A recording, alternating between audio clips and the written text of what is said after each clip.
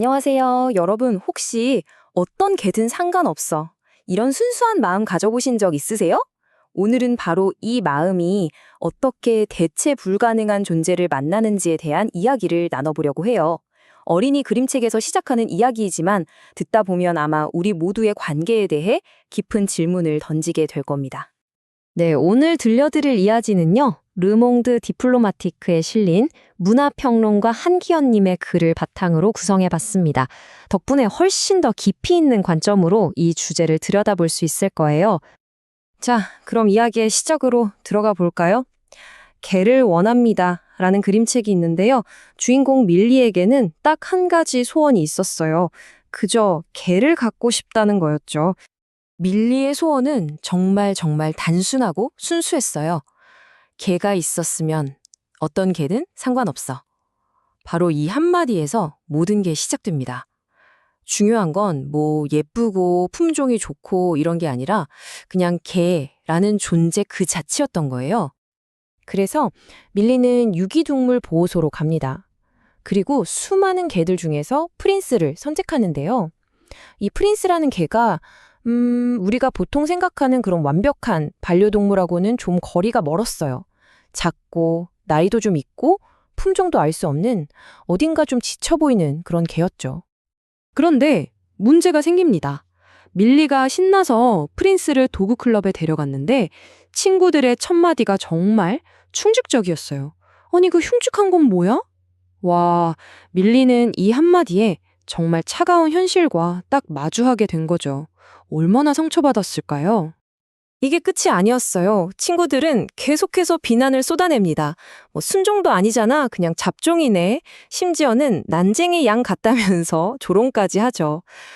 아, 정말 타인의 시선, 그 겉모습만 보고 하는 판단이 얼마나 무서운 무기가 될 수 있는지 딱 보여주는 장면이에요.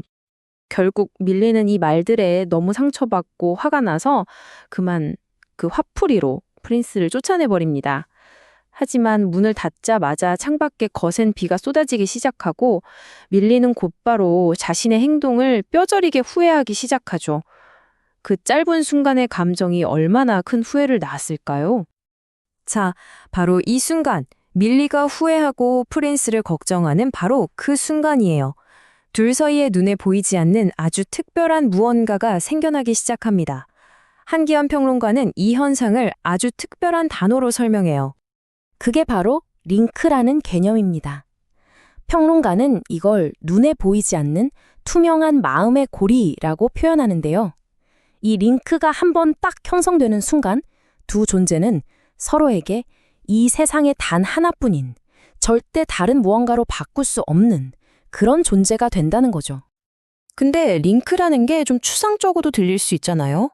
그래서 이 개념을 우리가 좀 더 쉽게 이해할 수 있도록 글쓴이가 자신의 따뜻한 어린 시절 이야기를 하나 들려줍니다. 역시 직접 겪은 경험만큼 와닿는 건 없으니까요.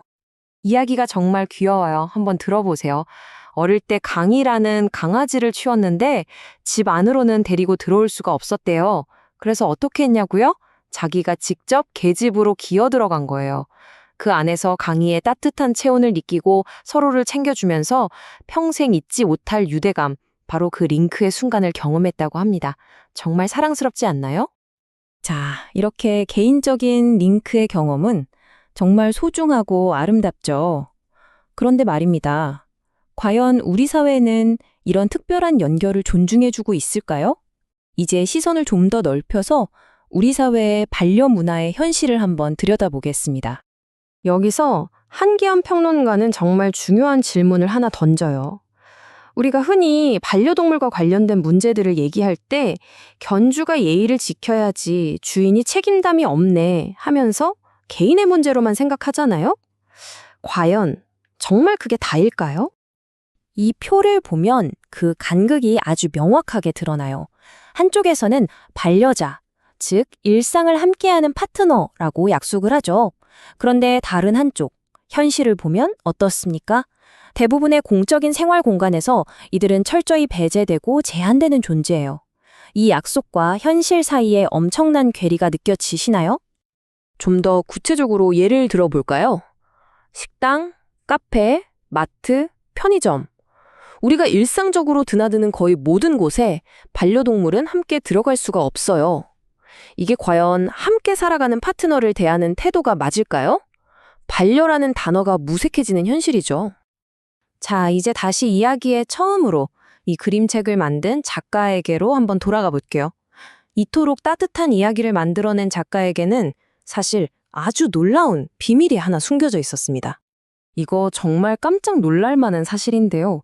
개를 원합니다의 작가 키티 크라우더는요, 평생 개를 무서워하는 개 공포증을 앓았다고 직접 고백했어요. 개를 사랑해서가 아니라 개에 대한 평생의 두려움에서 이 책이 태어난 겁니다. 그럼 어떻게 그 두려움을 마주할 수 있었을까요? 결정적인 계기는 바로 아들 테오가 던진 이 한마디였다고 해요. 엄마, 개가 무섭다면 개를 그려보는 건 어때? 와, 피하지 말고 오히려 더 깊이 들여다보라는 정말 현명한 제안이었죠. 결국 작가는 이 말을 듣고 그림책을 그리기 시작했어요. 그 과정 자체가 자신의 공포를 정면으로 마주하는 행위였던 거죠. 두려움을 피하거나 외면하는 대신 그걸 끌어안고 이해해서 이렇게 연결과 수용에 대한 아름다운 이야기로 승화시킨 겁니다. 그래서 우리는 맨 처음 던졌던 질문으로 다시 돌아오게 됩니다. 대체 무엇이 한 존재를 내 삶에서 절대 바꿀 수 없는 대체 불가능한 존재로 만드는 걸까요? 품종이나 외모, 다른 사람들의 평가 같은 그런 껍데기가 아니라요. 어쩌면 그 답은 단순히 예뻐하고 사랑하는 마음을 넘어서 상대의 두려움까지도 기꺼이 마주하고 내가 먼저 그 존재의 작은 집으로 들어가주는 그런 용기에 있는지도 모르겠습니다. 여러분의 삶을 대체 불가능하게 만드는 링크는 지금 무엇과 연결되어 있나요?